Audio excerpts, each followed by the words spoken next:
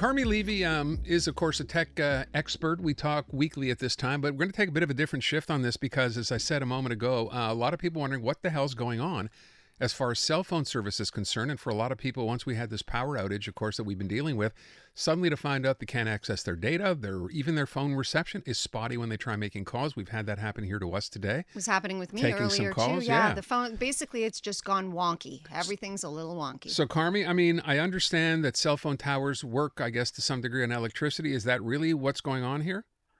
Yeah, we seem to think that just because we have a cell phone or a smartphone and it's powered by a rechargeable battery that's fully charged, that it'll just work even if there's an outage. The reality is it relies very heavily on a terrestrial network of towers and all sorts of other equipment that all needs to be plugged in and to work. And so right now, many of the towers that our phones rely on when we're out and about, they're not working. In some cases, most of them by law, they're supposed to have generators on them, but the generators only last so long. There's only so much fuel. And when that fuel runs out, those towers go dark. And so not all of them are down. And of course, the telecom companies are working to keep them up. But the reality is there are far fewer towers now than there were before this storm hit.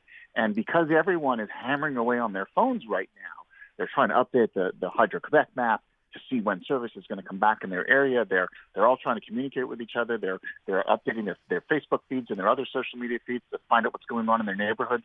We're leaning on our technology heavier than we ever have before. And so compromised network that doesn't have as much capacity to handle traffic versus everyone wants to get on at the same time. It's like rush hour in Montreal. Right. A bunch of streets and lanes are closed and everyone wants to get on the Ville Marie. Guess what? Everyone's going to sit there for a while because it just doesn't work. Well, let me ask a dumb Experienced question that then. today too, yeah. What can you do if you can do anything? For a lot of people, this is their sort of last line of communication. Any tips? You absolutely can. And so you sort of have to look really closely at your phone and ask yourself, am I using services that are what I like to call a data hog?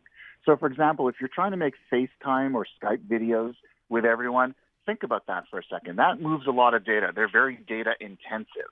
And so stop using data-intensive apps and services and use ones that are a lot more efficient. When you send a text message, it doesn't require a lot of data to be sent across the network. It's much more efficient. And so when you send text messages, that's why, for example, in underdeveloped countries, text messaging is a thing because the networks aren't very good, but text messages always get through. So switch to lower bandwidth services. Turn off those data hogs. Don't make phone calls when a text message will do. That makes a huge difference. Phone calls use a lot of capacity on the network, believe it or not. Okay. And then, and so that's one. Two, change your location up. What's happening, like a lot of us work in an office or we work from home, and whenever we're in one of those places, we've got Wi-Fi, right? So your phone is usually on Wi-Fi most of the day. But now that if there's a power outage, suddenly the Wi-Fi goes off. Your phone is not connecting to the cell phone network from inside the building. It's probably not going to have such great reception. A lot of buildings really block reception. I know mine does.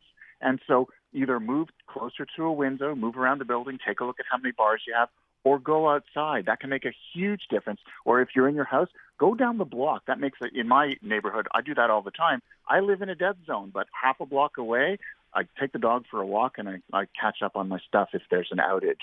And then take a look at the settings that you have on your phone. So you've got a bunch of, like, for example, radios that you have on. So Wi-Fi, don't use Wi-Fi. Turn it off, because if you leave the Wi-Fi radio on but the service isn't available, your phone's going to keep trying to look for a Wi-Fi network, which of course sucks the battery back, and it generates net traffic that the cell phone network really can't afford right now. Same thing with Bluetooth. Turn that off. Stop using all your Bluetooth devices and just use the phone al fresco. That way it'll last longer, especially if you're not going to be able to plug it in. If you're not using location services or navigation, turn the GPS and location services off. Wow. That will reduce the burn and also reduce the amount of information that your phone is sharing. And finally, the real big thing here is turn off apps running in the background. So on both Android and iPhone, you can actually have it so that only the app in the foreground, the app that you're using now, is sending and receiving data.